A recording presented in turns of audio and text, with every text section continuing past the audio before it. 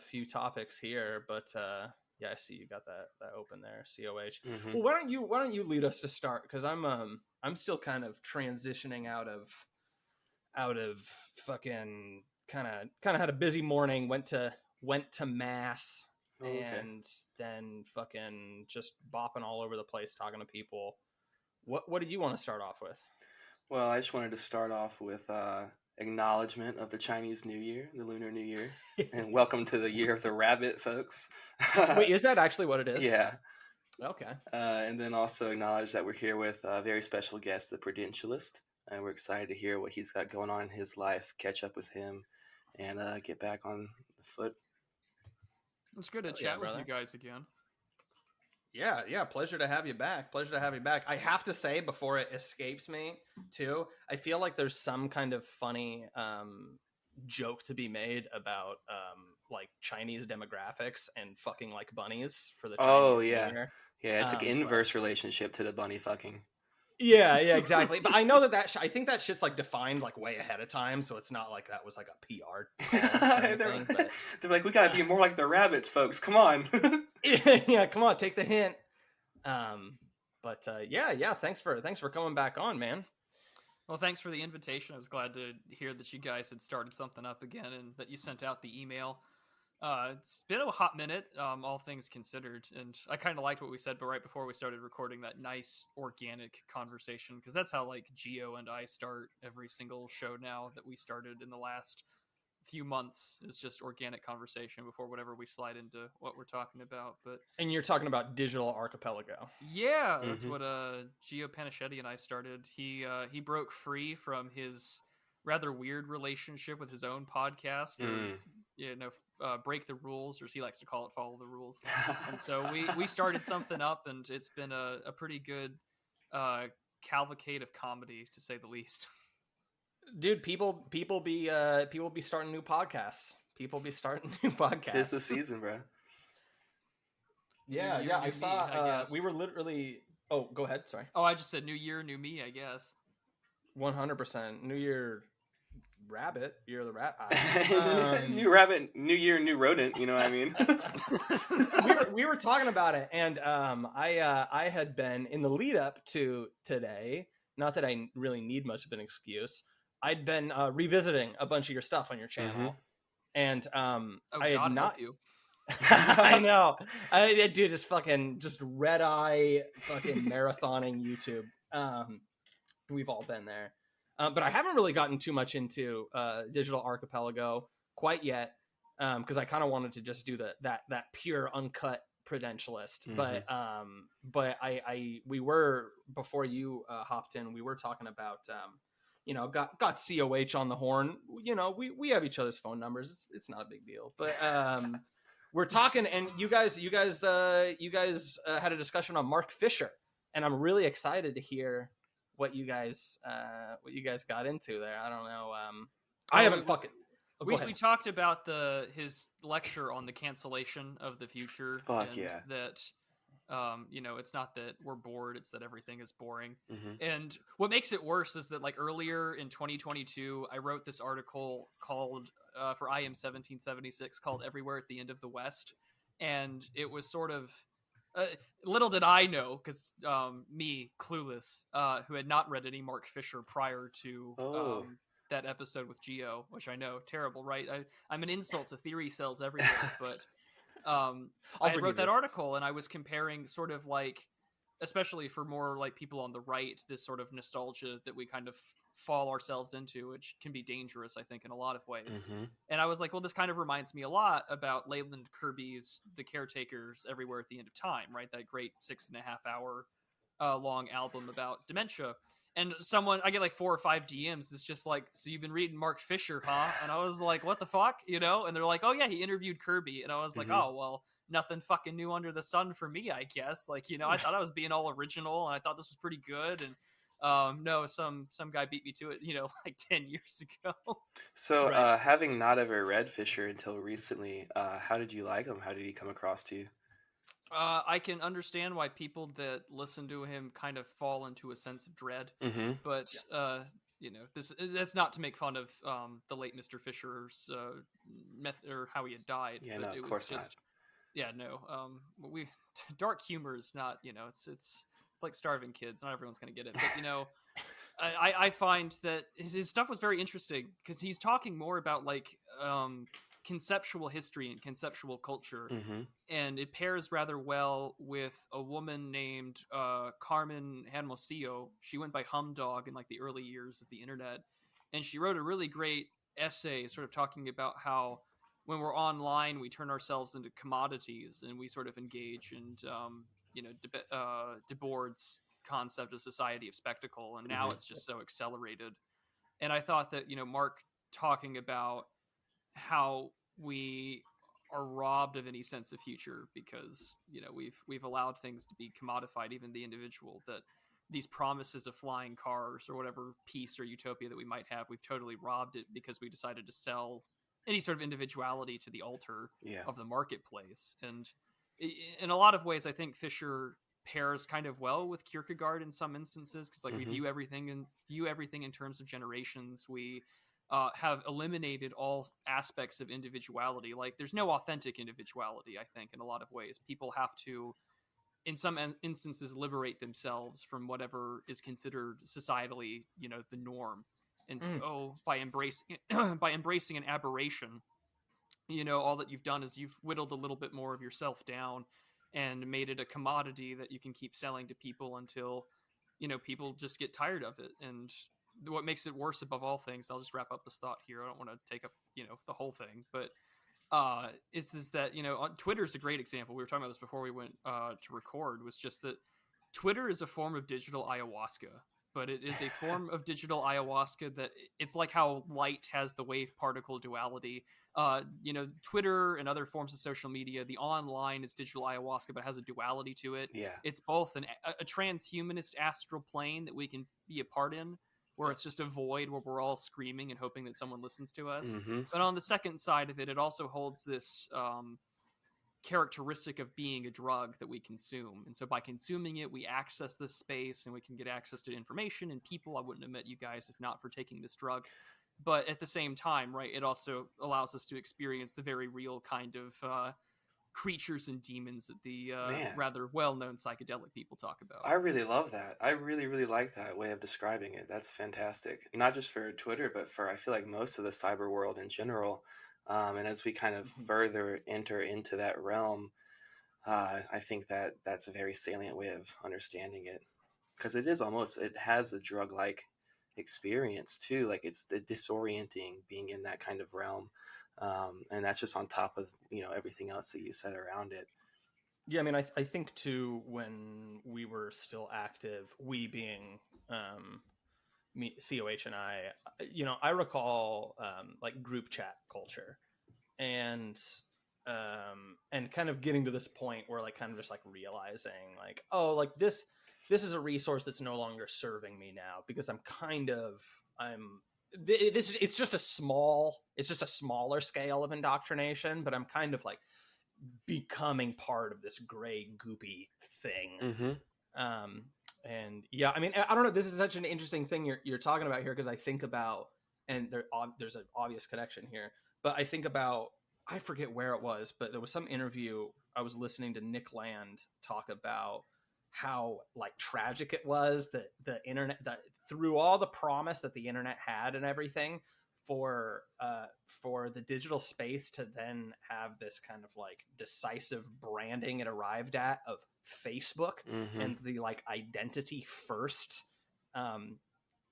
brand of the internet and everything is just such a like a tragedy. And it's such a in the Fisher way, it's like this kind of foregone it's this lost future that could have been there. And obviously they both work together at the CCRU and everything. And I think it's funny because I mean, I'm kind of just rapid fire blasting ideas here, but it is kind of funny because I almost see Mark Fisher is still like kosher for even for the super repressed leftists. Yeah. He's like still okay. Like Capitalist Realism is not a banned book for them. Mm-hmm.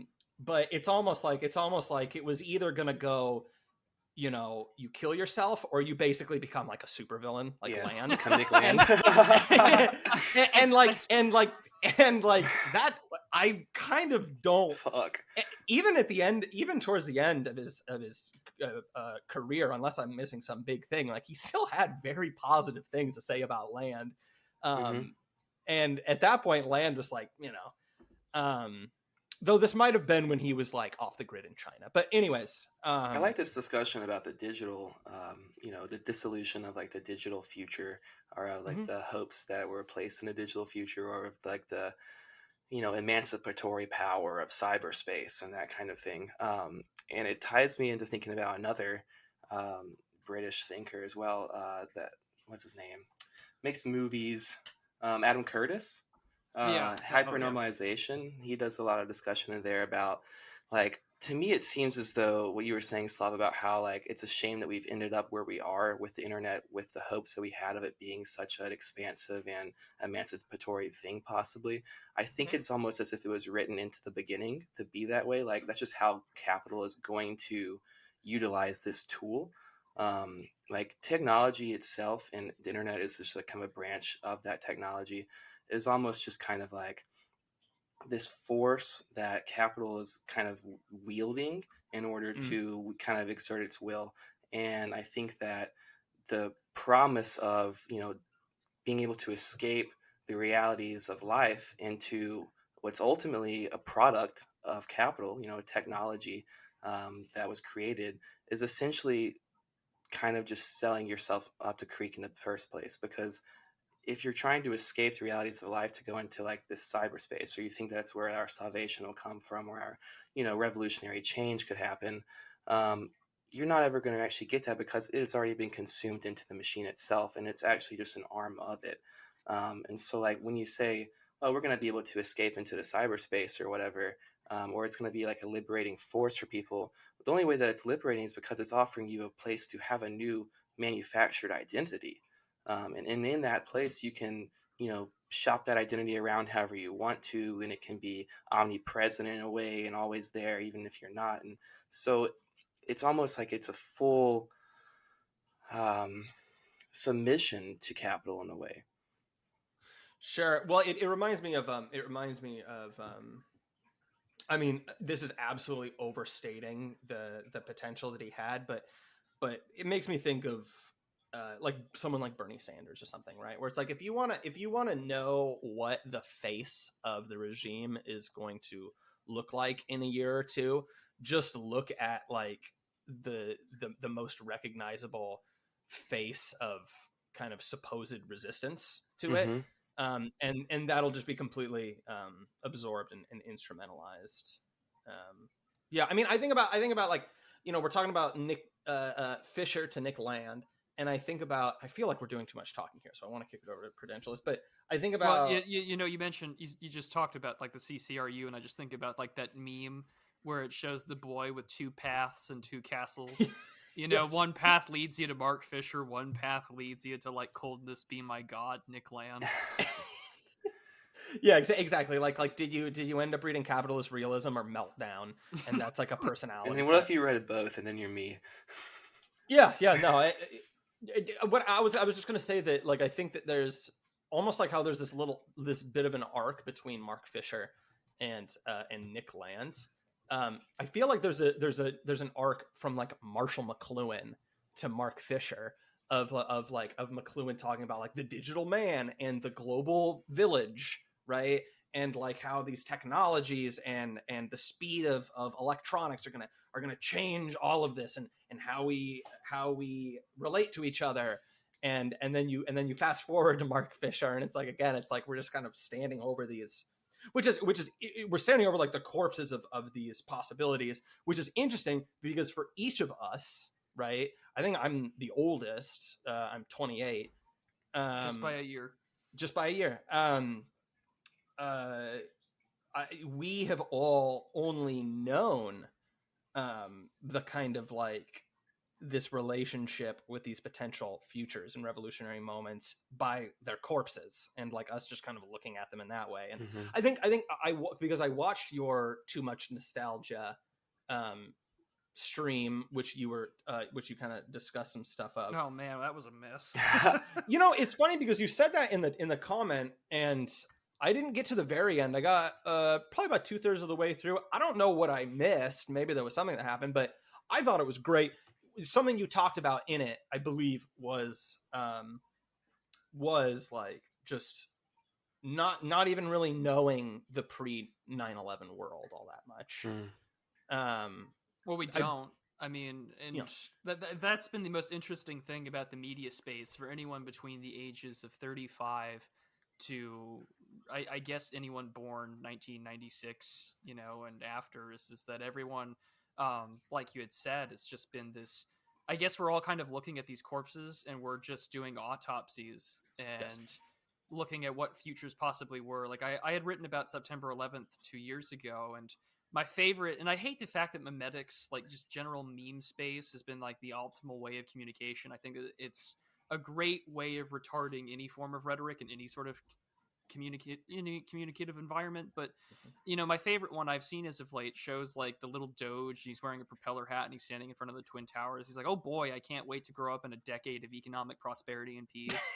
And to me, it's what it is. And I think that a really big divergence, and this has sort of been my running theory on some aspects on political, I don't want to say speciation, but we're kind of getting there to some degree, is that both, you know, for people our age and a little bit older than us, there has been a great, you know, trying to understand the death of innocence, of childhood innocence. Specifically, you had September 11th, and as you got older, 2008 came around. We haven't recovered from the big sad of 08, and we're probably going to hit into big sad 2.0 pretty quickly. And we're all trying to make sense of all that, and to where these false youthful promises, whether it be the election of Obama or perhaps the ends of the wars or recovery of people buying homes or getting into a decent job, all of which kind of comes crashing down. And we're all in these like really, you know, self-commodifying mechanisms of communication, so social media, Facebook, etc.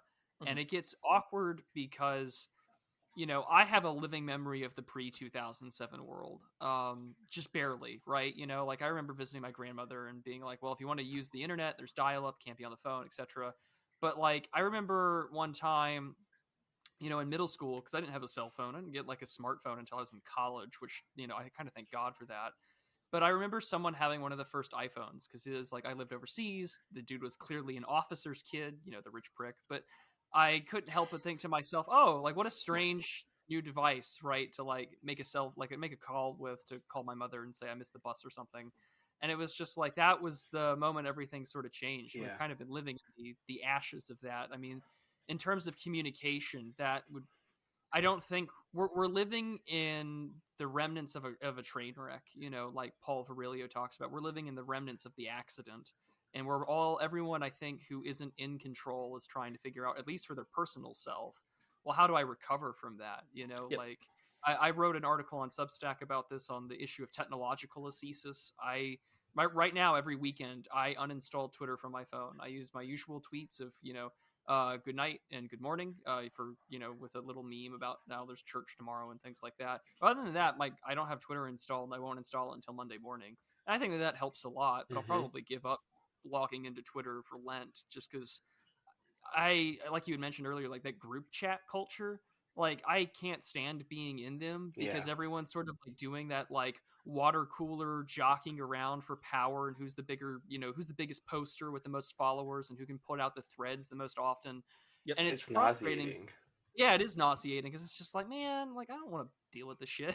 Like, Well, I and don't as have a time for it, you know. Well, and as a quick side note too, one thing that gets me, and this is part of just the like, no one wants to admit how ugly and flawed they are, but this quiet thing that no one acknowledges is like the profound effect on basic human communication that like introducing a fucking point scoring system to communication has. Yeah. And no one really wants to talk about it, but like every single one of you motherfuckers, both of you guys could deny this, but like each of us have been in a group chat where you say something and like it doesn't get a response or something, or like doesn't get some emoji response, and you're like, oh man, that like kind of stung. And it's like, dude, I'm an adult man. I like want to plan a family.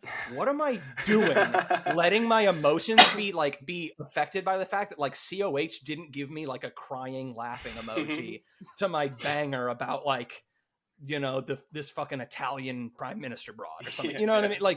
Like what this is making me ugly, and like I feel like Gollum. I'm being warped by this thing.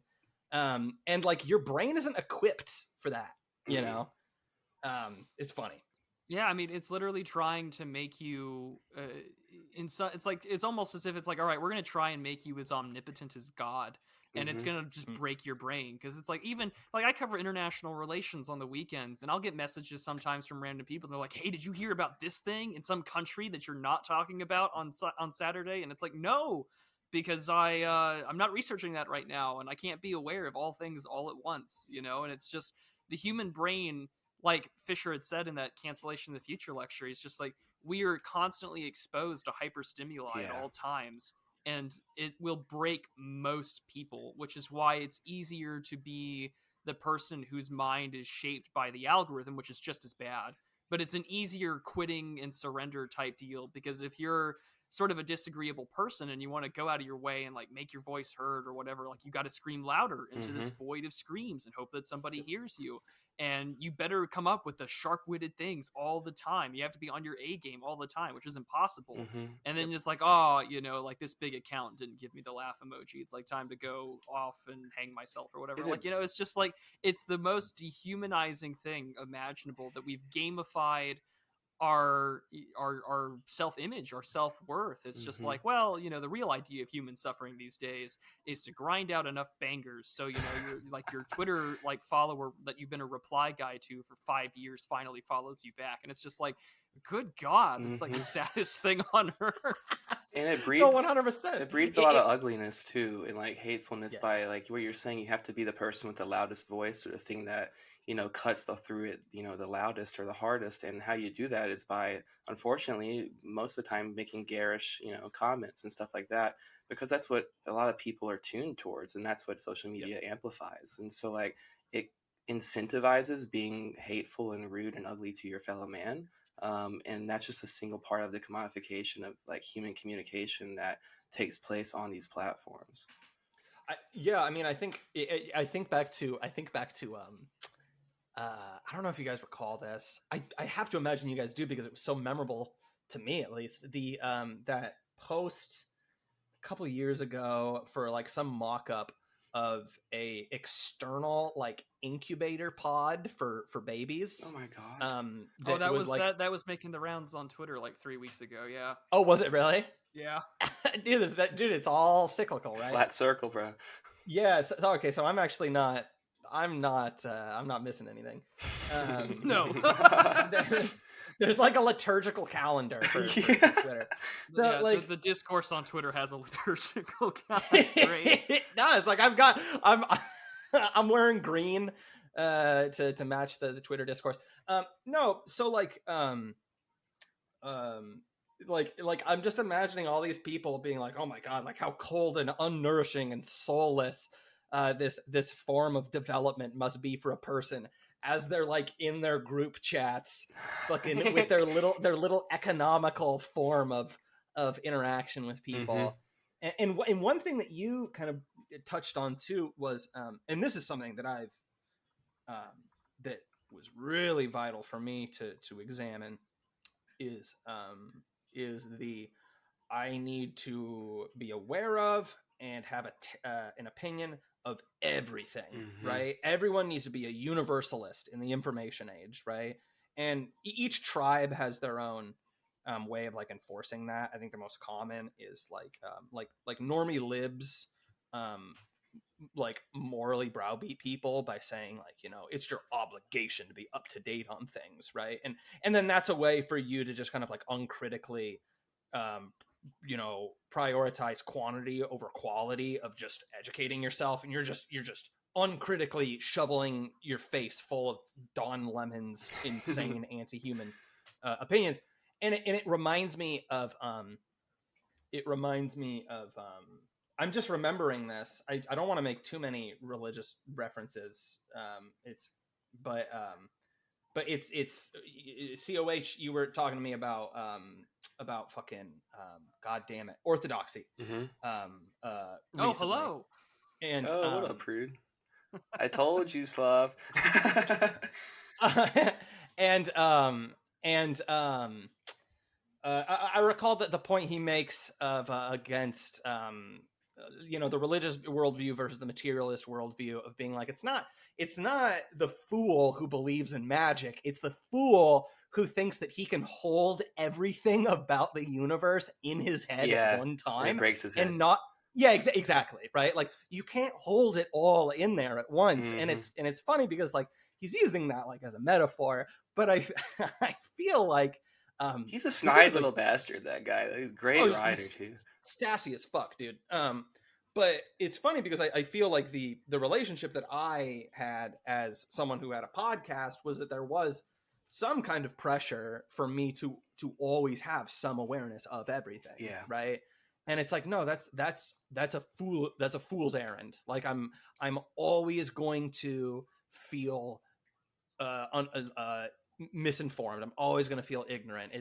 This isn't a coherent goal to have. Does that make sense? Absolutely.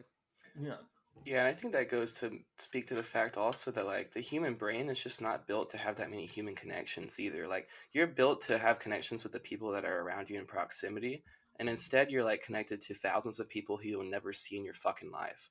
And it's like, because of that, you end up neglecting the people that are actually in your area around you. Yeah.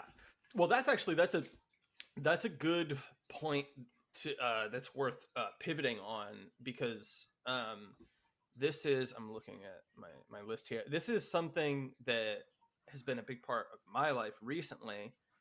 And I think that this is just absolutely critical, is like just like investing into your actual immediate community. Yes. And if there's anything that's really, we're talking a lot about the digital space kind of taking over the process of like identity production and identity assembly, however you want to, whatever you want to call it. One thing that absolutely nauseates me, and I was talking to my buddy about this recently, is people talk about like communities, the way people talk about communities online, right? Mm-hmm. Oh, the Elden Ring community has things to say about this update that came out, or the Marvel fandom community has this to say about She-Hulk. And it's like, that's not a fucking community, right?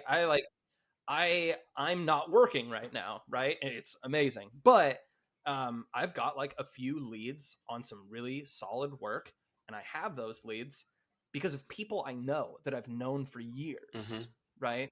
And I think that that's like, unless you're going to go the way of centralization and to just completely put all your eggs in the basket of like large institutions, the way for most people, and it's totally against the grain of the cultural narratives right now, is to just desperately continue to invest in the people around you that are an actual community. And I know that like you have you like have music, COH, and that's a really big, I mean, I don't know, like I want to hear your guys' take on this. I mean, Prudentialist, I know you have your church community.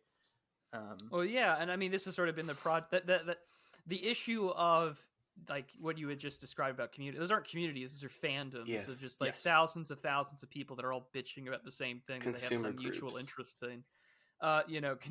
Consumer interest groups. Yeah, I mean, it's just and the same thing happens though, like with group chat culture too. You develop these cults of personality because they have large followings, and you have to be ride or die. You can't have your own diplomatic relations with different crowds or people and things like that, because it's like, oh, you're mutuals with somebody that I don't like, or that they don't like me, so fuck you, I'm not going to follow you. And it's just like, that, like, congratulations, you've made a mountain out of a molehill, because someone that, you know, that you respect or like or whatever also interacts with people that you disagree with. Like, that tends to happen. But, you know, in 2022, that was sort of my project from like February onward, was this concern of what I call it being digitally deracinated.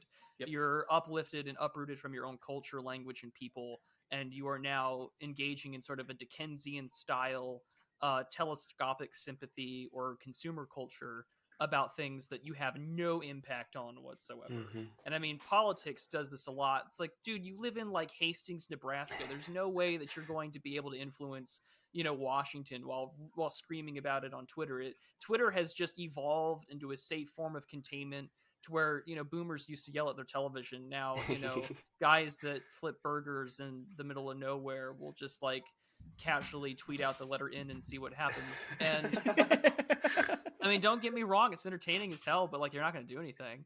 And what makes it all worse is that you lose immediate connection to what's inside you, because I mean, the left has this just as much as the right online. It's just that we engage in sort of these, like, either a colleague of mine calls it nationalist Narnia, or I'm sure the left has something akin to that with BreadTube and whatnot.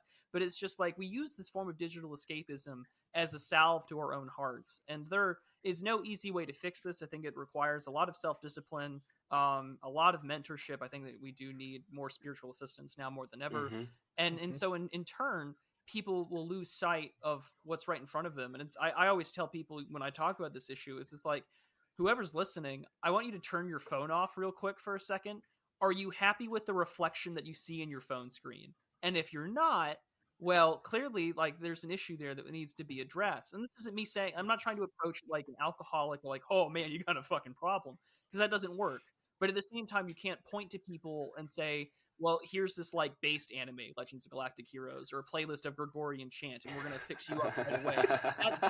An aesthetic image does not work unless you have a plan that coincides with it. You actually have to walk the walk and not just appreciate the look of things and the grandeur. The same thing applies for people that are getting into the Catholic Church, Orthodoxy, or whatever tradition they may want to invoke themselves into. And so it gets really, it blows my mind, because it's like, I find it absolutely insane that I don't consider I don't do this full time. I'm not, you know, I'm fledgling in terms of my success. I'm blessed with what I have, but I find it absolutely bizarre that there are more people on God's green earth that know me as this weird amphibious profile picture that I have on Twitter or on my YouTube channel. Yes. You know, tens of thousands of people, compared to who my actual real name and what I do in the real world is, which is absolutely bizarre to think about. It's just like, this is not how people are meant to function. And I think it just sort of reemphasizes, and not to bring too much religion into this, but it's just like, it's that past, I think it's like James 4 or 3, where he's just like, you know, people who teach are going to have extra judgment laid upon them.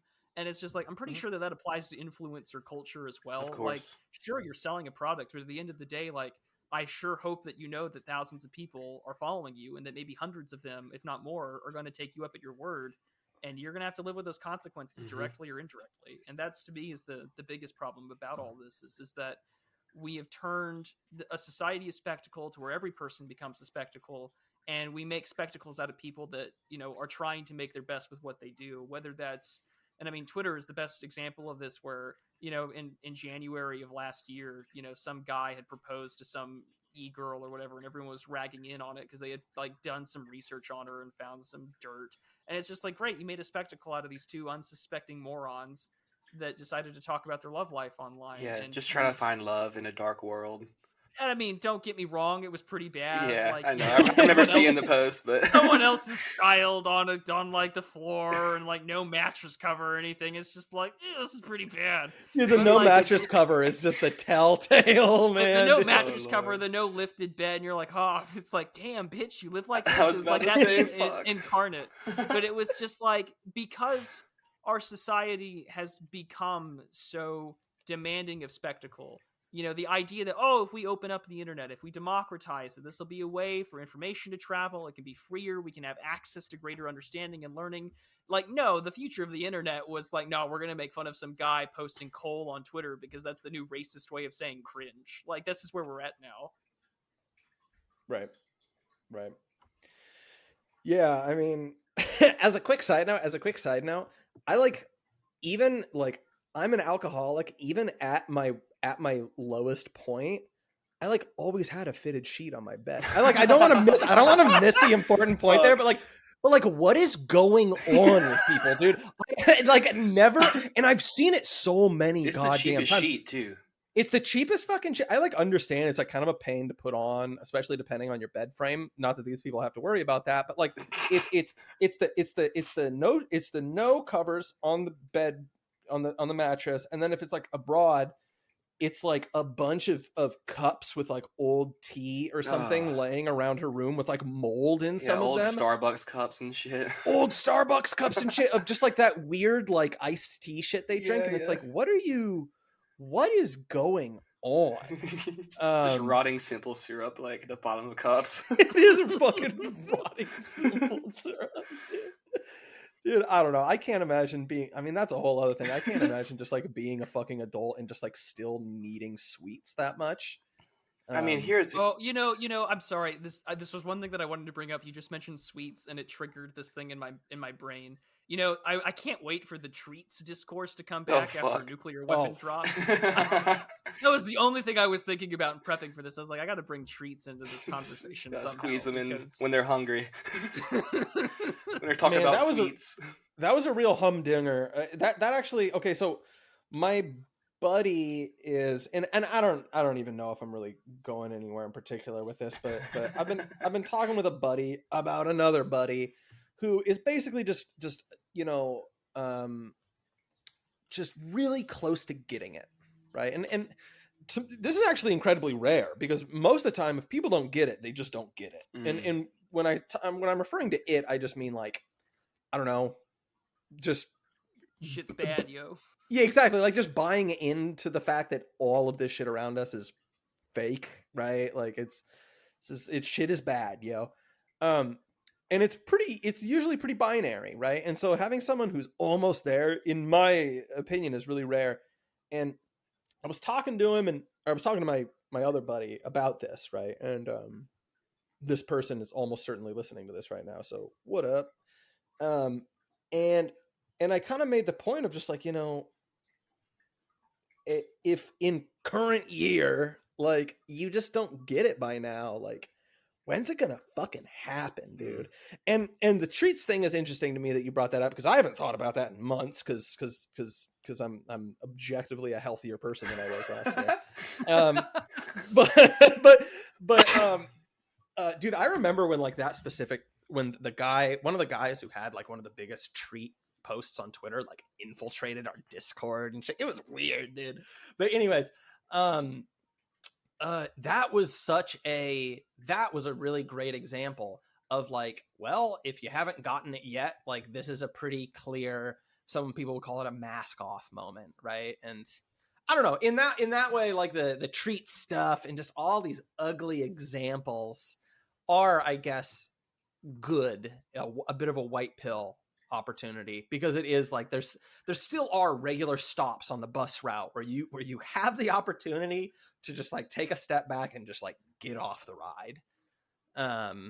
And I don't know, I mean, how much hope for that kind of shit do you guys feel there? I think you have to have hope for it, man. I think that we have to live in hope in our day-to-day life. I think that living in hope empties your hands and your head in order to do the things you need to do. And so I think that you have to believe that there's hope for people to be able to see through. I think everyone lives at times in a world of delusion and of illusion. And I think that we've all been in places where we maybe didn't see the light, whether that be, you know, from a material perspective or from a spiritual perspective. And I think that there's always hope to change that. I think there's always, there's always some way that you can turn that around. I think that even if you're lost in your life at any given time, I think that God isn't lost. I think the truth isn't lost. I think it will find you eventually. I think that you got to have hope in that, because otherwise, what are we here for? Yeah. I mean, what about you, Prudentialist? I think maybe part of what I'm asking here too, like maybe kind of gets to just like some bedrock views of democracy, of just like how reachable are the people. The thing that I always come down to, and this was maybe the most disillusioning thing for me in terms of populism, is the fact that like in the last couple of years, we saw the biggest protest movement ever take place, and it was all around complete bullshit. And that was really a big shift for me. And so, yeah, I mean, what are your thoughts on this topic? Are you referring like to 2020's protests? Yeah, exactly. Okay, I'm talking okay. about all the Floyd national myth making shit that went down. Well, to me, that's just an indication that I guess I call it political speciation, but it really does sort of emphasize the. I don't give him a lot of praise. Actually, I don't give him a lot of praise at all these days, or really ever. But Yarvin's idea of the two-story state, wherein there are these sort of two underlying political meta narratives and mythologies that sort of dominate the country. And one had been coming up for a long time and sort of taking advantage, I think, of sort of the openness and aspect of what came before it. If anyone can be this. And nowadays, anyone can be this as long as you bash what came before you in some respects. But in regards to how reachable are the people, I don't know, because I know plenty of people that will bitch about how expensive eggs are, or the fact that like I paid like $13 for a bottle of olive oil today, which I was like, what in the because although I've kind of avoided the egg discourse because I own chickens, so Hell yeah, this dude. is those are my treats, but Based. you can always make passing conversation, I think, with people at the pump or in line at the grocery store, things like that. But I mean, I think it becomes really difficult because I think we're still living in the fundamental truth that Walter Lippmann talked about like 100 years ago, is just that people live in their own pseudo realities, and it's only been magnified by the fact that most people are on social media in some form or instance, whether it's like my 80-something-year-old grandmother that gets like chain emails from like evangelical pastors talking about the end times, compared to like Twitter, Faye, he, him, she, they, or whatever, talking about why it's so important for us to have like a stolen land acknowledgement at like the college commencement speech. And so it's just like, well, we live in these amplified pseudo realities and these bubbles that are very hard to pop sometimes, to where I like to think that maybe my bubble is somewhat popped, because it's like, well, there are people that I clearly disagree with on some issues that I can probably have a decent conversation with and recognize that like that there are things that are happening politically and spiritually that doesn't matter where your axiomatic presuppositions may lie. It's just like, well, things are clearly off the rails and not good. The issue though is that I think that what's so powerful about our current democratic system is that it acts as the ultimate political release valve. Is that it tells people, well, you didn't get what you want, so better luck next time. We'll get them in the next 2 years. We'll get them in 4 years from now with regards to presidential elections. And it works as this effective sort of meat grinder for people to invest their time, money, spiritual investment in, and then get so heartbroken. And I think a very clear example of that was, I think after 2020, where like Bernie had lost the primaries. He had like he had gotten thoroughly shafted for a second time in a row, and it was Matt Kreisman from El Chapo Trap House, which I find to be an interesting character. As a right winger, I guess I find him to be interesting. But he was trying to do these sort of like confessional sort of videos of telling his predominantly white liberal audience that wanted to vote for something like Bernie Sanders, that there are other ways to be involved and to get involved in some sort of movement on a local level. And it was this weird moment of acknowledgement that there was more to life than, say, like this Bernie or bust sort of momentum. And I mean, the right wing has that too, I think, with regards to Trump, where it's like, well, really the battle isn't going to be at Washington. And it's even more going to be more at home, because God doesn't like it when you play pretend, when it comes to, say, what happened on January 6th, 2021. So to me, it illustrates that whatever comes next, not everyone's going to be safe. There will be crying and the gnashing of teeth for some people, but I think that it requires you to perform. And I said this in February last year. I gave a speech about these sort of topics. Is that for some people, it's going to require you to invest your time in, and be sort of a spiritual father in some instances. Anyone can be sort of a patriarchal figure without them realizing it. And that you're going to have to conduct psychological triage, that some people are just not going to get it. some people will get it and just choose to be in the comfort zone of, you know, being anime Groiper 1488, or like, you know, Peter Kropkin Groiper, you know, like, let's do whatever we need to do to like eat the rich. And in that regard, those people I don't think you can save, but some people that I think, you know, I think a good example is from my church, because there's a guy who holds a rather progressive worldview, but we both go to the same Orthodox parish, and he works as a crisis counselor. And even he and I, who will come from radically different backgrounds, we're both on the same page that like there is a great spiritual malaise that has only been amplified by the increasing deterioration of our material conditions. What we eat is rather poisonous. There's a reason why most of the world does not accept what we export for food. Yep. And it's demonstrative of the fact that while we can't save everyone, we can't lose ourselves either. And I guess I'll wrap it up by saying, you know, the best form of advice I've gotten outside of scripture has been from St. Paisios. He had said that, you know, upon looking at all the things I see in newspapers and in television, I would surely have gone mad already if I had not known God gets the last word. I think pretty much everything in our life is, in our modern world at least, is there to kind of put space in between you and God, or you and, you know, living in a semblance of a godly way or the true reality. And I think that it takes a lot of like exhumation almost to get all that stuff out of the way. It takes a lot of personal moments of just inspection, and also for a lot of people it takes an act of God. Like it'll take something shifting their life drastically, depending on where they're at in their own personal journey. But I do think that fundamentally the right channel is always out there, and we all have receivers to pick it up. And I think it just takes getting some of the interference out of the way, and making the personal decision and keeping the discipline to make sure you're tuning your channel to the right frequency. Right. Well, and I think that's where it's very easy for me to get frustrated, because you're talking about like it kind of just takes that right push.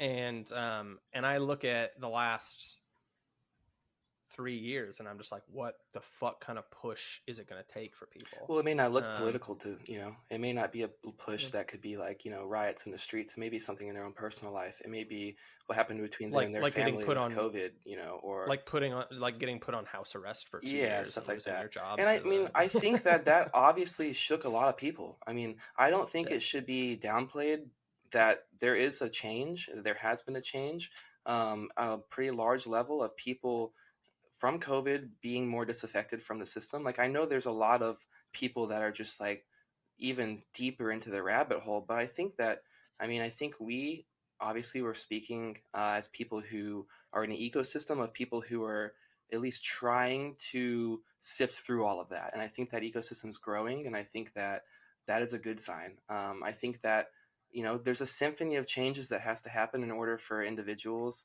to really be able to see what's truly good for them. And I think it's different for everyone. And I know it's not a good answer, and there's no way to like prescribe this is the one big shift that would change it for everybody. Because I mean, even back in the day, like people could see Jesus and see what he did, and people wouldn't change their thoughts then. So I mean, what's going to change people? I don't know. That's a personal issue when it comes to the individual. But I do have hope that that people can change, and that people will get woken up if they're presented the right information, or if the right things in their life, you know, take place. People will get woke, if you will. Yeah. Okay. All right. So I'm one thing that I wanted to touch on, and something you said, Prudentialist, that reminded me of this is you were talking about your church and talking about a particularly, I mean, I don't know what the degrees are, but a somewhat progressive gentleman that you know in that community. And I'm personally going through the process of being confirmed at my parish right now, Catholic. And it sounds like you're Eastern Orthodox. It's funny because we were discussing this before you got on, and I was like, I could have sworn he was Catholic. I don't know what the deal is. Not that it's a problem, And but Slav's like, all right, I'm fucking gonna think about him I'm like, differently now. I'm like writing down like mark against. No, but Yeah, as soon as I heard Catholic, I was like, bless your heart. God damn it. Yeah. No, well, hey man, I mean, you think I'm bad. I think COH is a goddamn Protestant. Whoa, but that's not even true. I know. No, but this is an interesting thing that I think about is, and I want to intro this by saying that I'm new at this for the first time in quite a long time. And so when I'm engaged in the community, I acknowledge that I don't have a leg to stand on with like being critical because I haven't adequately paid my dues. And I think that having that humility is important. But one thing that I notice is that like people at my parish some do, but don't really seem to have an adequate appreciation of the situation and just how fucked everything is. And like, and just how serious the threat to their way of life is. I'm picturing you right now in confirmation classes with like a little fucking picket sign, just like shit is fucked. No, I'm in there like Alex Jones, just like I've got a big heart, bound on the table. Yeah, like I'm not gonna take it anymore.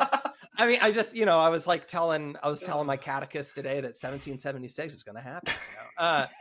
No, and I didn't say that. Putting a little super male vitality plus.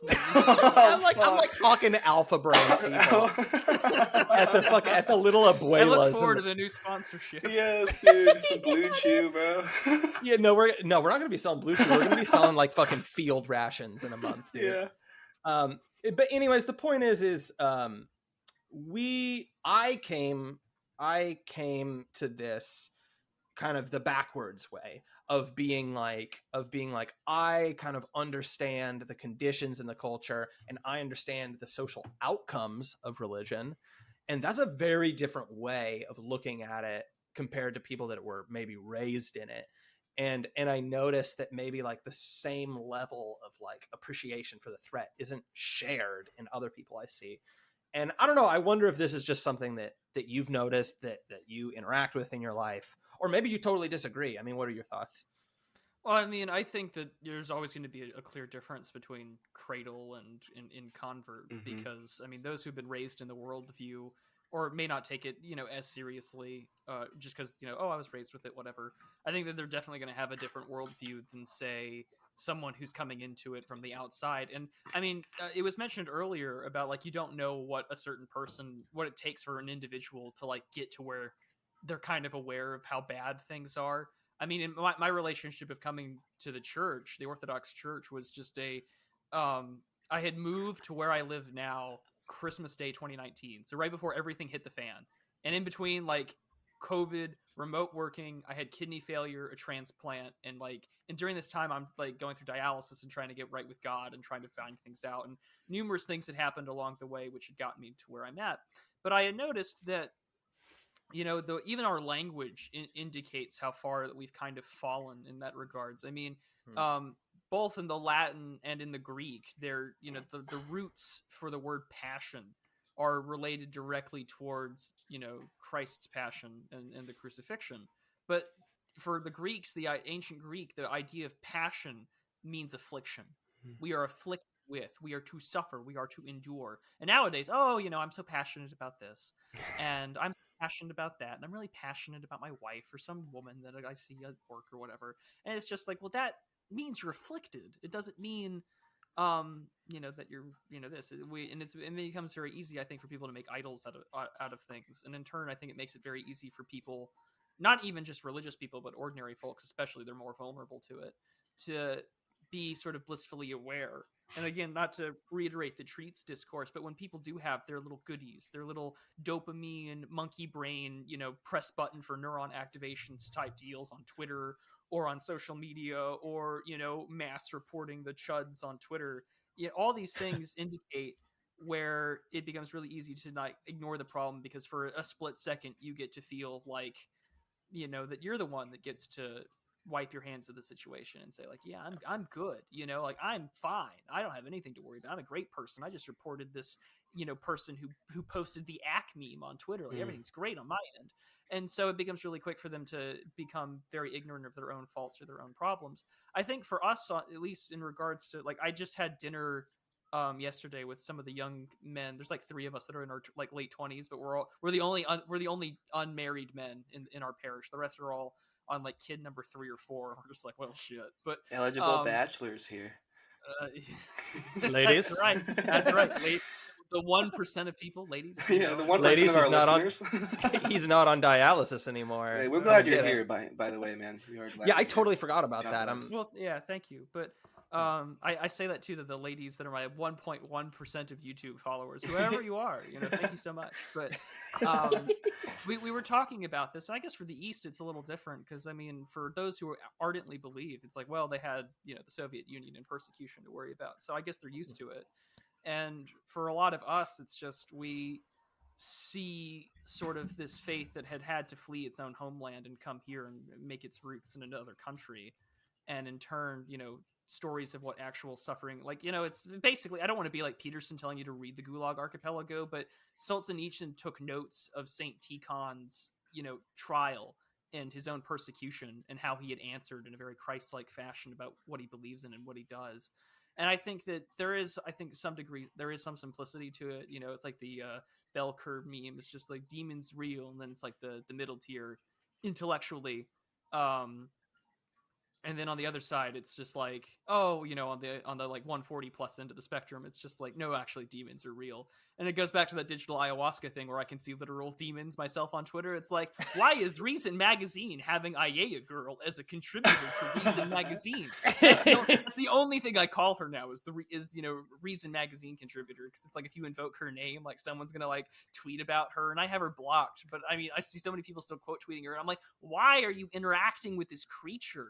There's no point. This is not good for you. But you're passionate about getting the dunk in and seeing the likes and the retweets. That's an affliction to you. Mm-hmm.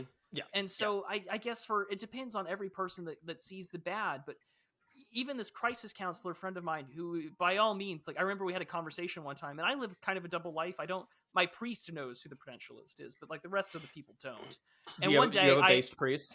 Yeah, well, I have a person that he's going to be the man I confess to for the rest of my life, so you should probably know that, oh, by the way, you know, you have this, like... Also, I have to say, I very much respect the courage of doing confession with your priest and not going to another place, because that takes balls. Maybe that's not something you guys do, but I respect that. Yeah, so when he comes in as the spiritual confessor, it's just like, well, you know, I better own up to some stuff. But it's just like, I find it interesting, because it's like, well, for even for this progressive guy who's like this crisis counselor, and he works primarily with kids, he's aware of how bad it is. He's just like, in the last 70 years, not only have we destroyed the family, we are like chipping away at what's left of the middle class. And I mean, that's just like basic Bertrand de Juvenel high-low versus middle model. And at the same time, you know, we've destroyed fatherhood to such a degree that, like, more kids now than ever are born out of wedlock and don't have a 2-parent household. And it's like, yeah, you know, some person might just call me some trad moron, but it's just like, that stuff matters. When kids are acting out and using suicide as the only option to get attention from someone that's not the teacher or their mother. Yep. And to me, it's indicative of the fact that, yeah, things are really bad. And I don't, at this point, you know, especially for those with a religious inkling, I talk to all sorts of Christians of all churches and confessions, and it's just like, every single one of these people can be like, yeah, shit's bad. And it doesn't take me having some degree in political science or whatever to tell you that stuff is bad, because literally every day you can witness how far things have fallen from what would be considered normal. And I think that goes back to what we said earlier, is that there's just that millennial death of innocence, childhood innocence. And nowadays, for Zoomers and whatever comes after, I hope they don't call them Gen Alpha. I hope we don't, they don't get that. Oh, they don't deserve it. They'll be Gen Sigma. But they're born in it now. They're born in the ashes. You know, it would be like someone giving birth right after Dresden got bombed. And it's just like, well, this is the world you were born in. I'm sorry. Yeah, there's no before times for them to harken back to. Yeah. Which I think could also be a bit liberating, because I think that a lot of that is where you get trapped in the pit of nostalgia, Mm. where it becomes like not an effective, thing to do. I think that it's kind of like a two-edged sword, right? There's positives that can be from having a before time, so you can look back and say, hey, there are things that were better at a time, and then now times progress and things have gotten worse. Ideally, things would get better, and that's obviously moving in the wrong direction. So there's utility to have that perspective, but also a lot of times people get trapped on just living in forgotten futures, or living in pasts that are pretty much disfigured and not actually representing what the past really truly was. It's just kind of how you remember it, because it comes down to you painting a picture in your own mind. And so if a time was remembered as better, you're going to be like, oh, everything about that time was better. So I think there's a little bit of a trap there that you can get into. So hopefully that could be a good thing for kids that are born after us, to be like, hey, I don't have a better time to say, let's just bring it back to the 1950s or whatever. But it could also be terrible, Classic. because they could just be like, fucking, they don't know any better, and their brain's going to be so warped by everything. Like, I'm not really from a before time, but I remember not having a smartphone, right? So that's kind of a before time. Like, I don't really remember much consciously before 9/11. I don't remember much consciously like before the internet. Like, I remember dial-up being in my house and stuff as a kid.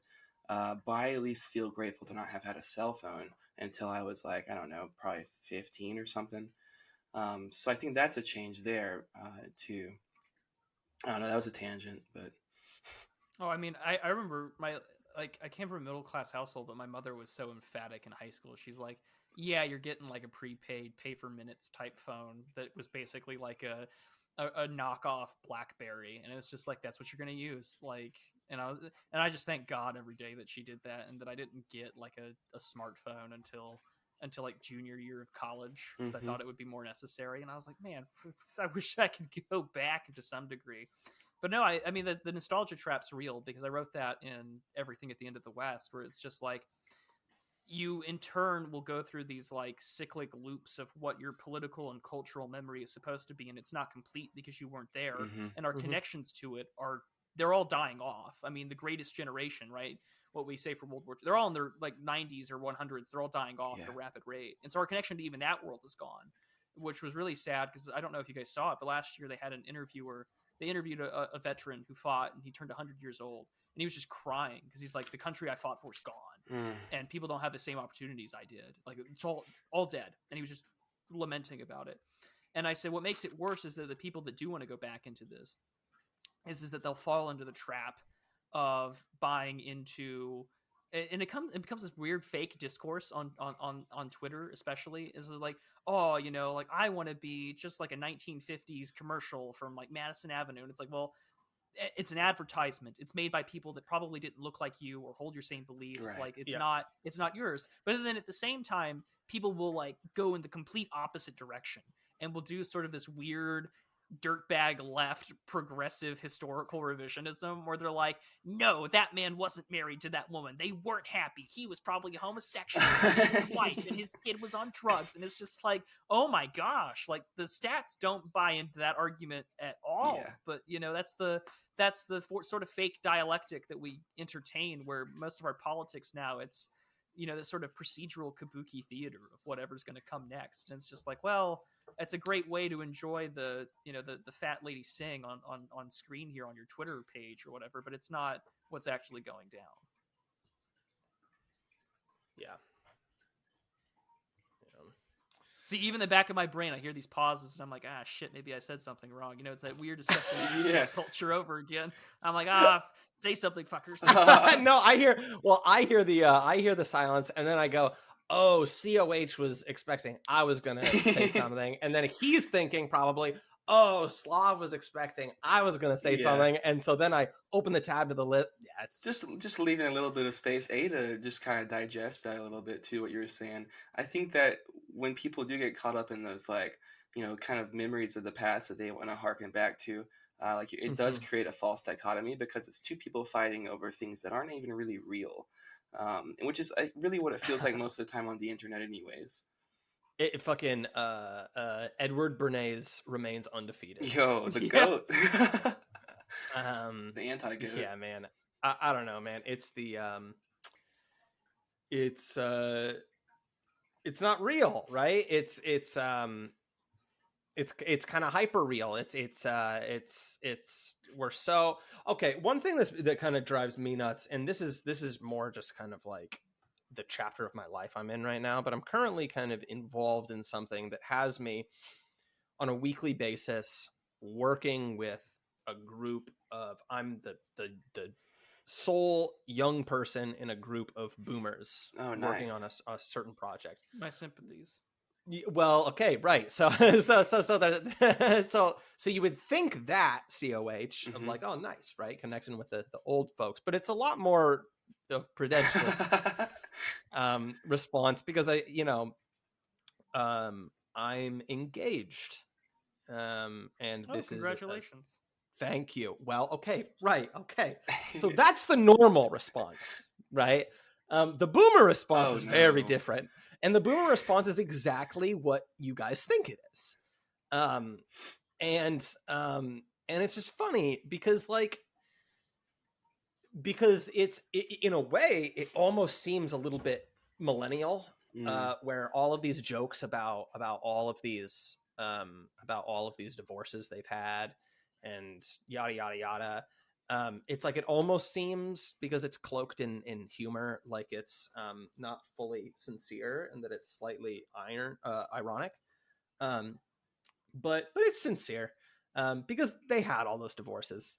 And them making these jokes at me in place of being like giving me like a congratulations is like such a massive L. Yeah.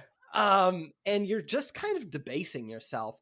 And it does just make me kind of like realize like your guys' generation never encountered a tradition or a norm that you didn't like just destroying and just like dissecting. And it makes me realize, and this was just something that I thought of when, you just mentioned like the greatest generation and all that is,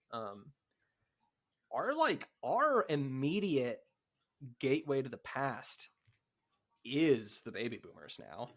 And like, that's going to have an accelerating effect because like, they're the worst of all. I mean, like, and just hanging out, skipping wars, listening to dudes with long hair and flowy pants play rock music, dude. The fuck. Well, and hear me out here, man. I let that slide by me, but that was beautiful. That was like Bob Dylan levels of capturing Americana. I respect that, but in a way, and this is a hot take I'm trying to make here, so maybe I'm gonna miss the mark, but I mean, like, millennials and Zoomers, like, I've encountered a lot of capacity for reaction in them 100%. that I don't actually get from boomers, and I think like boomers might actually be undefeated in just like entropic, fucking nihilistic, just hedonism that even the younger people don't. Well, Gen X is a whole other story, in my opinion. Gen X is complicated, but the idea that those people are now our vehicle to get an account of the past through is fucking horrifying to me. That's my point. Is that is a nightmare. Well, I think what you're saying about there being more potential for reaction amongst Gen Z and the like kind of younger millennials, I think that's absolutely spot on. Because I think what it is that they're sitting around and seeing like, we're fucked right now. We have no tradition. We have no culture. We have no nothing. And so it's like, why do we let this happen? Why have we gotten so hollowed out? And so we're turning around looking for ways to put tradition, put some sort of structure, put some sort of meaning into our lives, because it's been sold up the fucking ship for so long. And so it's like, I think that millennials and I think Zoomers specifically, like that's why you're seeing this cottagecore aesthetic and all that shit popping off amongst young people, is because young people are like, man, what the fuck is going on? And we want something different. And, that's not always showing good stuff or not. But I think that a lot of people are. I think there's a little bit of a surgence in religion. Like I think compared to how it has been the past like 2 decades. I think that across the board, as far as more traditional lifestyles, people are more open to them now than they have been in the last 20 or so years, because of the fact that there's a reaction to the fact that there's such a strong cultural narrative right now against those things. People are going to be contrarian and react against that, but also because people are dealing with the material fallout of the destruction of the family, a destruction of tradition, the decline in religious numbers, et cetera, and they're seeing that and they're saying, well, maybe if you add some of those things back in, or we embrace some of those ideas, that might change things. I don't know that's 100% the right solution across the board, but I think there's more hope in that. Mm-hmm. Mm-hmm. Yeah, totally. I mean, what do you think, Prudentialist, on this topic? Well, I think that we talk about what we live in the ashes of. I think that a lot of older millennials as well. I mean, because they definitely were there for it. But I mean, younger millennials and Zoomers and what comes next. I mean, they're living in the ashes of new atheism. Mm-hmm. That's time. I mean, it was weird to see the Amazing Atheist YouTube channel dress up like a total demon when the Dobbs decision came out, and he's just like, I don't have anything to say, I'm just angry. And it's like, you look like something out of like a Swedish death metal band. You're just missing like the anti-hero part at the end. But I think that in some ways, yes, there is room for reaction, and which I think is a good thing, because the other alternative avenue is that you double down on it. Right. And I think that the doubling down on that has led to some disastrous consequences for what the future of children are going to look like. And we're already witnessing it now, right? Where I was reading a Politico article after the midterms, where it was just like, the fastest growing voting bloc in the United States by 2030 will be like the LGBTQ plus, whatever term that they want. Yeah. The big homo voting bloc. Big and gay.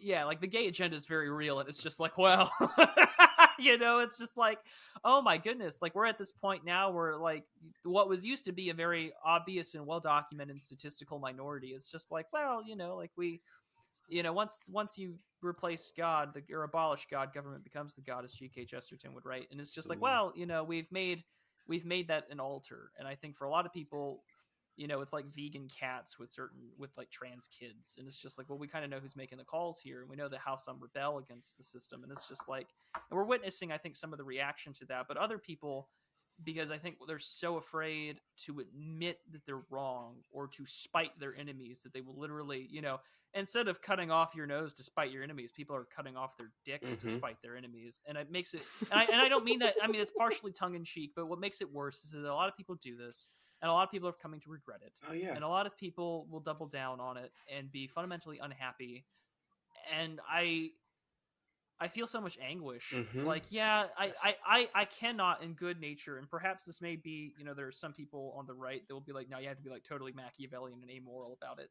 And you if that's the way to go forward, I don't want to be that guy. Yeah, correct. Because I genuinely feel sympathy and anguish, and it hurts to watch these people do it to themselves. Yes. And it's like, I get it, forgive them, Lord, for they know not what they do, but it's just like, they may not know what they do, but I know the fuckers at the top know what they're doing. And those people are just plain out straight up evil. I don't care what sort of a side of the aisle that you may fall on that issue, but it's just like, these people are victims. Yeah, they're victims. And as the podcast says, some of these people are sick. Absolutely. Thank you there, Prudentialist. That was nice. That's title. He said it. He said that they do branding absolutely on point. Thank you for that. Checks in the mail. No, I mean the response to a schizophrenic isn't to bully and abuse them. Yeah. And this is the thing that I always say whenever I'm talking to like my normie friends about this stuff. It's just like, dude, like I don't want to bully or mistreat anybody, dude. The fact is just like hot take. Chemically castrating children is bad. Allowing people that are mentally ill to warp their bodies, that comes back onto me if I'm not doing something about it. If my neighbor is having a fucking episode and it's like, I want to just start removing digits off of my finger, And you're just I got off my outside hand. waving from the next yard, like, you keep on at it, dude. Good shit, bro. Yeah, that's Yeah, not good. that's on me, dude. That's on me, and that's not. I'm not trying to abuse them. There is somebody in my life who is close to me, that is involved in gender goblin stuff, Bless their heart. and this is a good person. This is a good, worthwhile person that has some level of investment. That's how in each people other's get their lives. first foot in the doors, through that empathy. That's the problem. They prey on it. But keep going, Slav. I didn't mean to. Oh yeah, well, I mean, it's weaponized empathy. Mm-hmm. Well, I have to. Okay, I've said this before, but I just love it so much. There's the whole rhetorical strategy is just like a whole chapter from Infinite Jest, where Yeah. Oh no!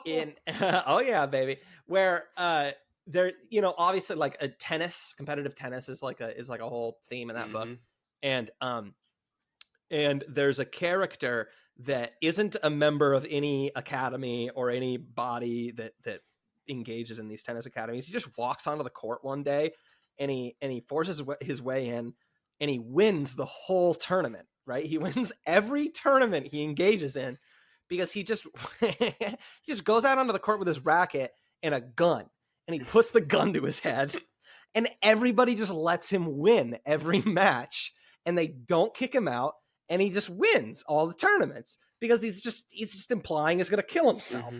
And that's just the whole trans strategy. So right? true. And that's abusive to that's a horrible thing to do to people. I mean, that's right? literally the only thing you hear at like a large scale. The pushback on people being like, you should accept trans kids is that, well, if you don't, they're going to kill themselves. So I mean, it's very exactly. literally that. Yeah, I'm gonna go downstairs around dinner time and tell my fiance that if we don't go get McDonald's, I'm gonna fucking kill myself. No, so, if I don't get my fucking tendies, it's over for Your me. treats.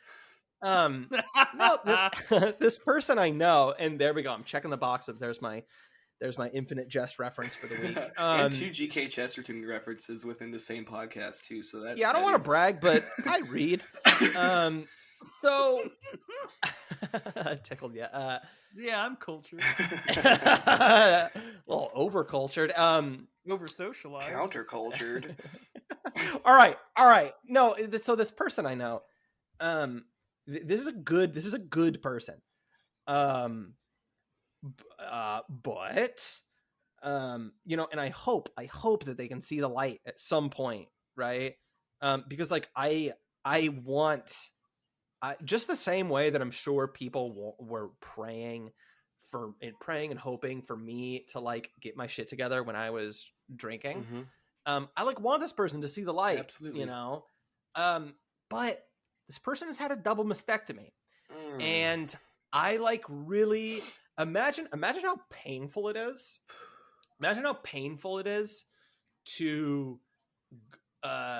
we all know it, right? Of just having that moment where you go like, oh man, like I was wrong about something. Like this opinion that I had, especially when we have like this weird thing that we have going on of like being part of this community, and we have this like profilicity that we're feeding into, and like people have receipts of things we said a year ago on these podcasts and everything. Like it's painful to be like, oh, like I was wrong and I'm gonna walk this back. Imagine experiencing that process while like just the constant physical sensation of being in your body is endlessly reminding you. Mm-hmm. It's like having an ex's name tattooed on you or something. Yeah.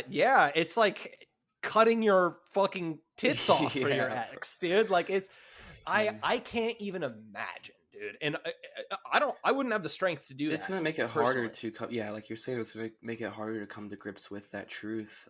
Even if it is something that you're tossing around in your head. It's the same thing with like people that got the vaccine, right? They're experiencing maybe vaccine regret. It's like, you don't want to accept that this thing that you put into your body and is now coursing through your body actually was a mistake. Like, because you already have it in you. And by this thing, you mean, like, certainly not, the safe and effective. Oh, I mean, it's safe and effective, well tested. Yeah, of course. You're talking about, frappuccino. Only the manufacturer has immunity. Yeah. I mean, what are your? That's heartbreaking, bro. I don't know. That wasn't even really a question, so I don't know how much I can take that back. What are your thoughts on my trans friend? Yeah, just my diatribe there.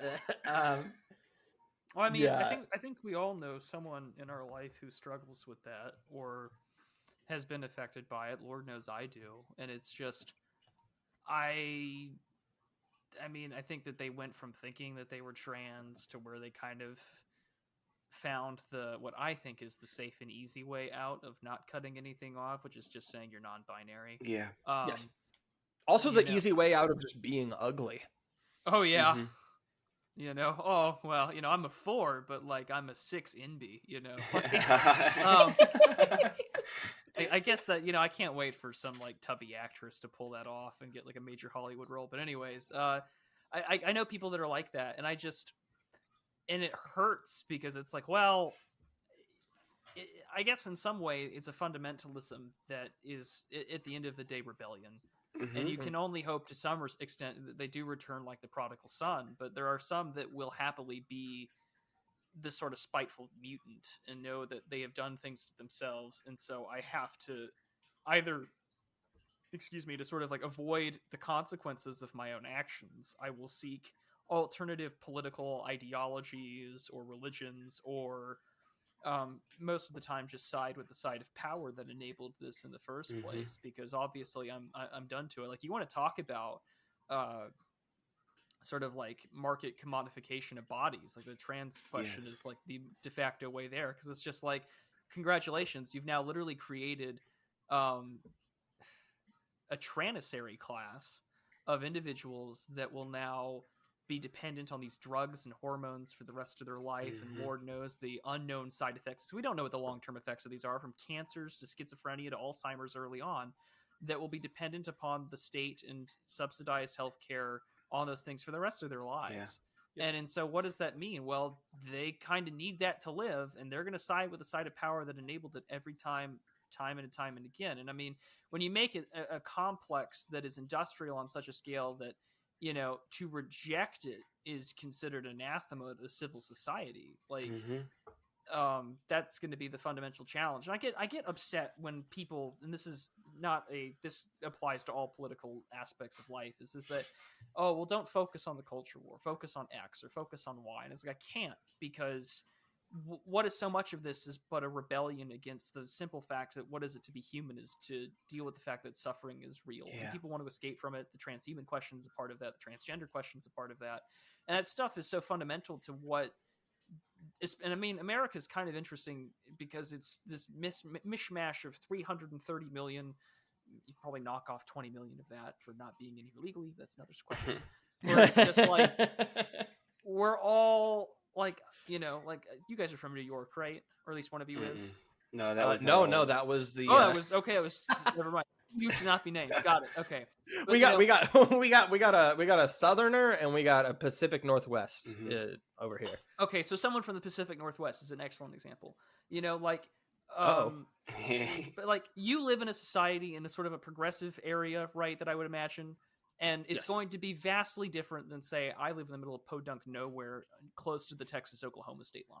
And it's just like, that kind of culture leads to different socializations. We're one of the largest land masses for a specific country, third most populous on Earth. And so it's like, these things matter, because at a certain point in time, when you can't agree on the basic fundamentals and the basic axiomatic presuppositions of society determine that Schmittian friend-enemy distinction, it's going to get really hard to have a civil society really fast. And I think that it becomes kind of clear that, hey, maybe encouraging people to castrate themselves to own the chuds is not the way forward. No. But unfortunately, that's become the ultimate form of political expression, is the, you know, mutilation of self. But, you know, then again, I actually don't have much to conclude to that thought other than like Deuteronomy 23:1. But, you know, I'll leave it at that. Well, what the fuck do you even say? I mean, I'm not gonna fault you for that. I think what you said, Prudentialist, about rebellion is pretty significant in this whole point, because it is a rebellion against their nature. But I also think that a lot of that it's stirred up by a rebellion against this like false authoritarianism that they have built up in their own worldview of like this like people who don't want you to chop your dick off, like these like neocons that are old white dudes running the government, and the best way you can own them is by chopping your dick off.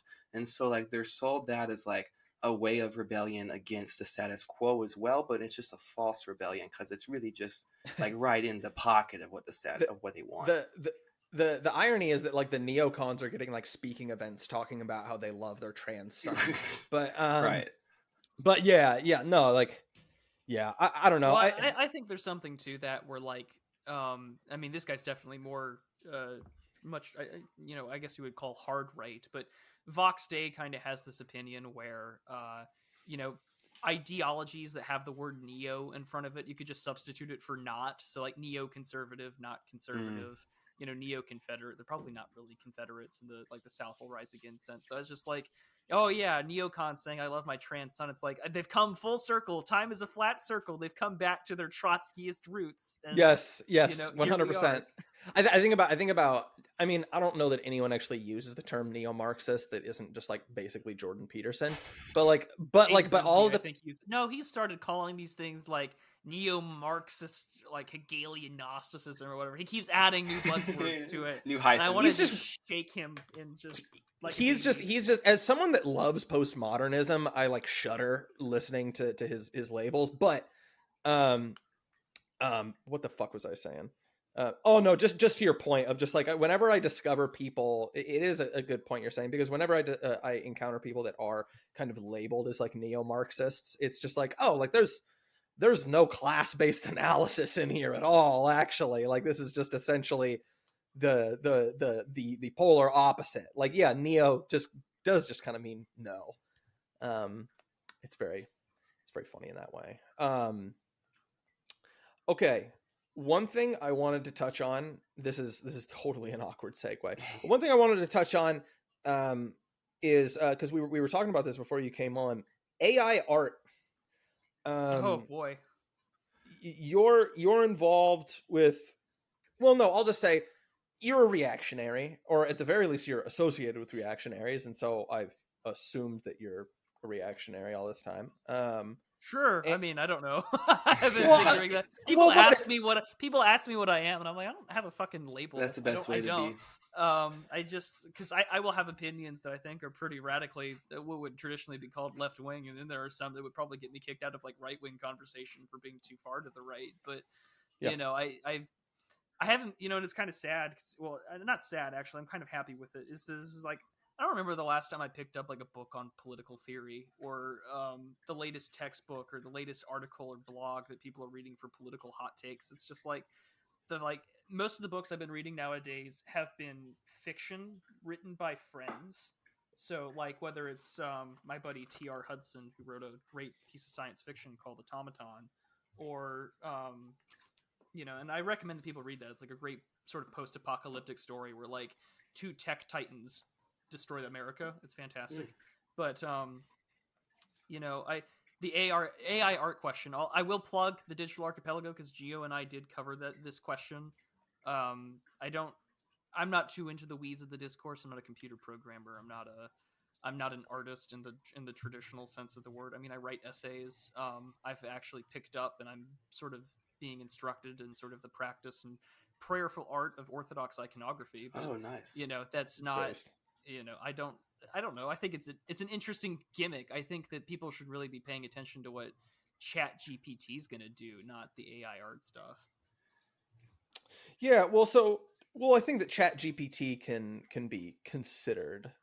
I would consider that under the umbrella of AI art. But it's the text thing, right? So you can be like, hey, I was like fucking around with it with my D&D group, right? And so you can be like, hey, like fucking like writes an essay or something for you. If you you're like, what we did was we were like, you know, give me like a fantasy town, you know, on a lake with a keep and a big cathedral or something. Okay. And then it like writes out like a whole setting or something. Okay.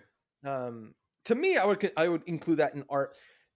My intro to this topic would mainly be, and actually we honestly we probably don't need to stay on this too long because we're planning on having Geo on, and I feel like, especially knowing Geo, I'll just like he mention. told me to check y'all's emails because I told him I was doing this. Like, I haven't heard back from you. Oh, I was shit, like, really? well, I thought I said I guess I'll go bring it up. To Well, you you- edit this part out. But it just reminded me. He's like, oh, Gio wanted me to remind you guys to email his ass back. Fuck, I No, thought I dude, did. total transparency. We're not even going to edit it out. You remember how long it took us to fucking finally get back to you? We're just That's a shit true. show right now. Fair enough. But no, I'm looking forward to that. What I was gonna say is, you know, all it'll take is me mentioning like this, like a 5-second lead up to this AI art topic, and then Gio will talk for the next, you know, 5 hours about it, which I'll love. Yes, that's what exactly will happen. Yeah, and so I don't necessarily want you to eat his lunch on this topic, but I think it was the Distributist. I was listening to him discuss this, and I kind of realized like nobody has the tools to articulate what the moral hazard of AI art is without themselves making reactionary arguments. To actually coherently put a thought together that articulates reservations or skepticism of it basically in one fell swoop throws out the basic assumptions of like transhumanism and a lot of materialist assumptions about the world. And for me, I think like for reactionaries, this is like a golden goose a little bit, this topic. And I don't know. I mean, like you said, you're not an artist, but yeah, I mean, what I don't know. What the fuck is your take? I mean, maybe you already gave your take. Fucking talk. Yes, Tom, yes. you're a Take wind-up toy. machine. You know, he pulls the lever asking for one. You know, Gio and I touched on it, and it was mainly more so not on the art question, because I know he can cover it far more effectively than I can, and he did so on like 2 or 3 other appearances. But I guess for me, I think that you have a point there that a lot of people that speak out against it, you know, they do have to fundamentally accept a reactionary frame. Yeah. And I have to find it interesting when I see artists complain about AI art, because it's normally, you know, there are very few sort of conservative or right-wing artists. That is an open admittance of just the truth. There are some that are clearly, I think, moving in that direction. I'm very excited about where the literary scene is going. Art, you know, there's a few that I can think of: Matthew the Stoat, Geo, Fern de Veers. But you know, I think that's funny because it's that, you know, old style of Robert Conquest's 3 laws. You know, people are most conservative about what they know the most about. So if you're an artist, you know, you don't want this automated tool taking it out for you. But I mean, a machine like AI art, from how I understand it, you know, it works within these program parameters. It works within what is available, which is the total consumption of human art, and then whatever sort of prompt that you can put into it with some very specific things. Yeah. And so, you know, AI art will be based upon the intention, right, of the art of the person who writes the prompt, but the machine itself is not sentient. Yeah. But however, what I find to be the real interesting perennial problem is going to be how does human taste change? Because yeah, there's some really cool things that can be made with AI art, and I'm getting a little concerned that like eventually AI art is going to be innovated in the same way that Blender 3D animation was innovated after BioShock Infinite came out. People are going to use it for porn, but you know, that's what the internet's for, according to Avenue Q. People are using it for that already, for sure. I saw that thing you posted on your Twitter earlier today with the Egyptian I know. broad. People are jerking it to AI porn, ashes.chudjack, and it's just true.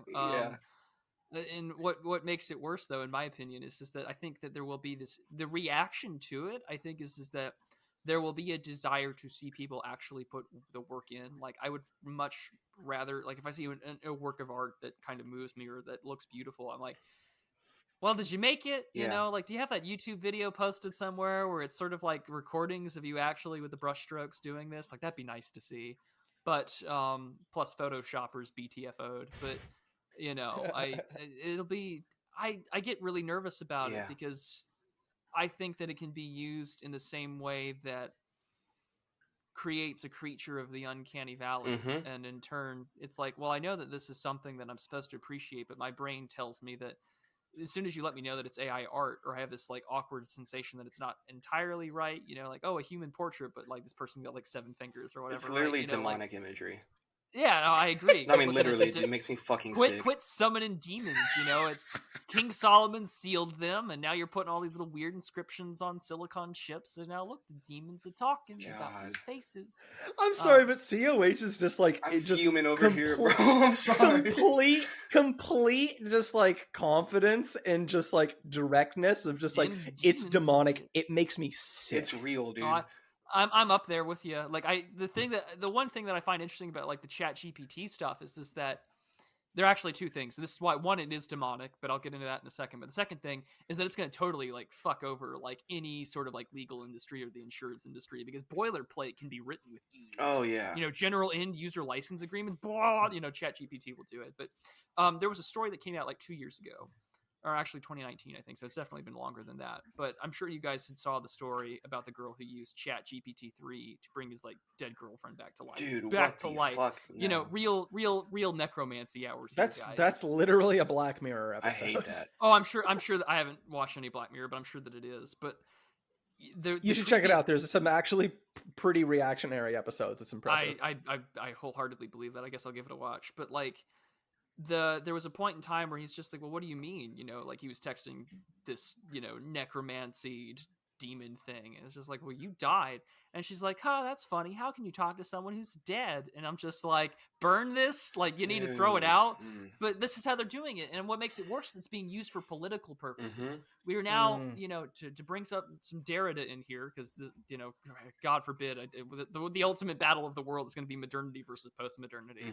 And you know, but we're now using hauntology in a way that's much more immediate. We're like, oh, we're using Chat GPT 3 and eventually GPT 4 to bring back and resurrect dead people to like get answers on things. And oh, by the way, we're going to pair it with like a hologram of like my dead kid, like the Parkland school shooting victim, where like, oh, we brought our kid back to tell you to vote Dems for, you know, gun control. And it's like, we're literally using ghost dancing and necromancy to make a political point where we can't value the living, but we have to bring back the dead. Like at this point, someone's going to create like AI Chat GPT hologram Adolf Hitler, and he's going to win an election somewhere. Bro, Ye needs to do it. Hop on that shit quick.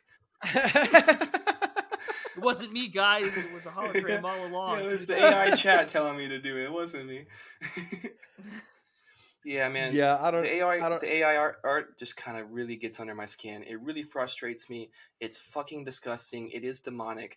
It is a pure like creation of capital and of technology, and like that is coming out of thin air. It's not a human creation. It's not reflecting the human experience. It's not reflecting the inherent godliness within human beings. It's not reflecting any of that. It's not reflecting one's soul. This is coming from soulless, godless machines, and it's creating these illusions that's sucking people in, and it's giving people false like thoughts about reality, about themselves. It's giving people, it fucking sickens me, and I hate it. I think that ultimately technology and capital is kind of like a demonic force ultimately itself, and I think that we're literally letting that demon like make us entertainment, and then we're getting sucked into the world of demonology through that, and I do not fuck with it at all.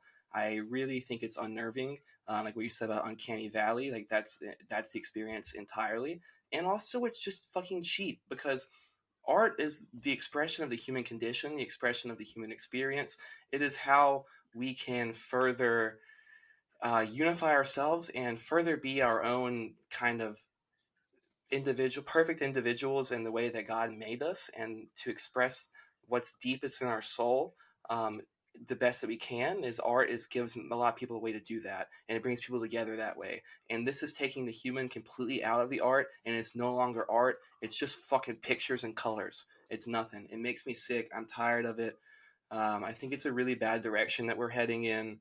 And I also don't think that it'll ever like take over, as far as like, I'm not worried about artists losing their job to it, because it's just not real art. Do you mind if I give you an aneurysm real quick? Yeah.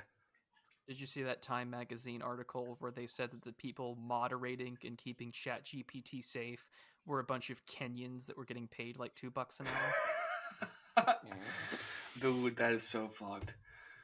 Slavery, Great. Oh, so Bill Gates owns it. Yeah, we think it's definitely. gone, but it's gone but not forgotten, and still in practice other places. Man, That does not surprise me even slightly, to be honest. so it's built off like a really, really deep form of human exploitation too. So that's lovely. Yeah, I don't know. Even in this crazy foreign future, nothing is really all that changed. Yeah, I don't know. I think I like when I think of the demonic. I think that there's like the really simple definition, which is just like anything that is opposed to the cross. And then I think that there are like much more like persona, to get more specific. I think there are also like personified entities, 100%. right? And I think of like specifically like hyperstitious ideas, self-perpetuating capital concepts and things like that.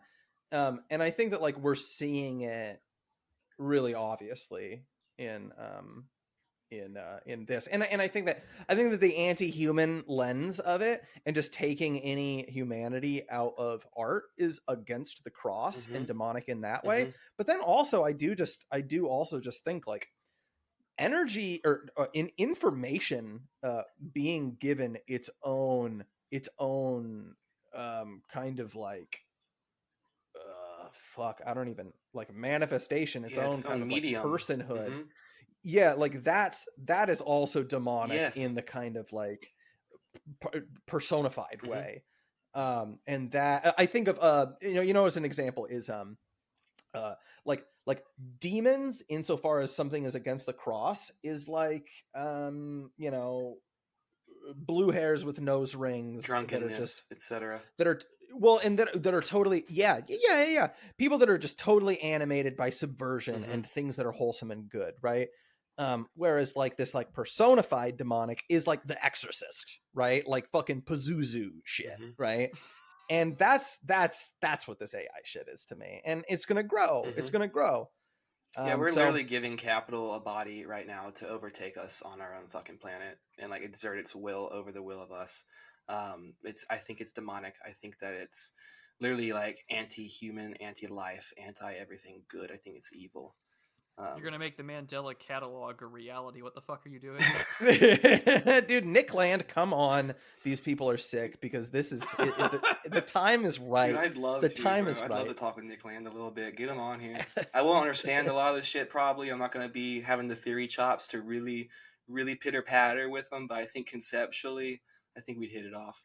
It took me a long time to read through Fang Newman, I'm not gonna lie, and I thought myself a pretty well read dude on French acceleration and Baudrillard and Derrida, and I was just like, what the hell is this guy on? It's fucking tough, I will say that. But listen, I feel like this is probably a good place to cut it. And on that note, why don't you do the shameless self-plug? Oh, the shameless self-plug. I'm glad that you guys don't use shilling. I like to use the word promotion to make it a little less humanizing for whoever my guest is. To let them, would you like to promote yourself? Would you like to let people know with positive affirmation about the things that you do?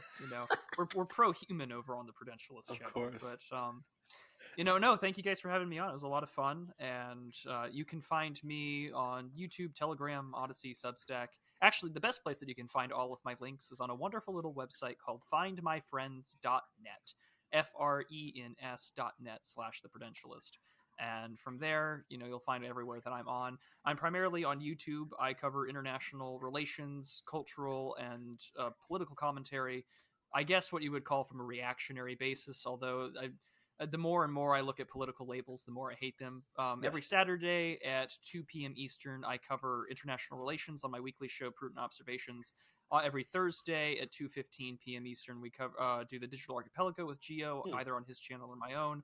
And I am primarily writing on Substack. I will have a book out later this year as a collection of essays called Dispatches from the Imperial Heartland.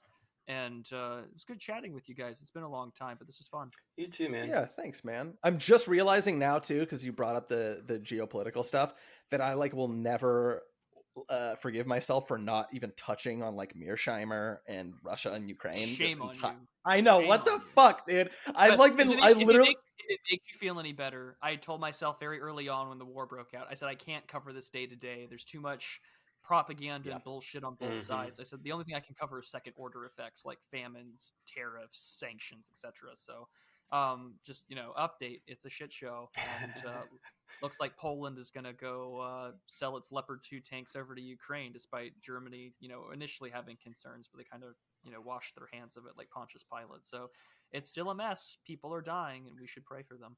That's a little flavor, a little sample there at the end. I think honestly, that's absolutely the right call, with just the like not in this such a hazard, not staying up on it in real time constantly, because I think we've fallen into that a little bit, which is just like, this shit's just not going to age well. Like maybe swoop in once a month tops or something, because it is just such a moving target. I just disengage because I realize I don't know what the fuck I'm talking about, and I don't trust myself well enough to like go sort through, nor do I care enough to sort through all the different like levels of bullshit it's going to take to get down to tiny kernels of truth about what's going on, to where it's like I just threw my hands in the air and said I got nothing to do with Russia and Ukraine. Do you know what the most liberating thing about it is that I can say I don't know and not get worked up about it.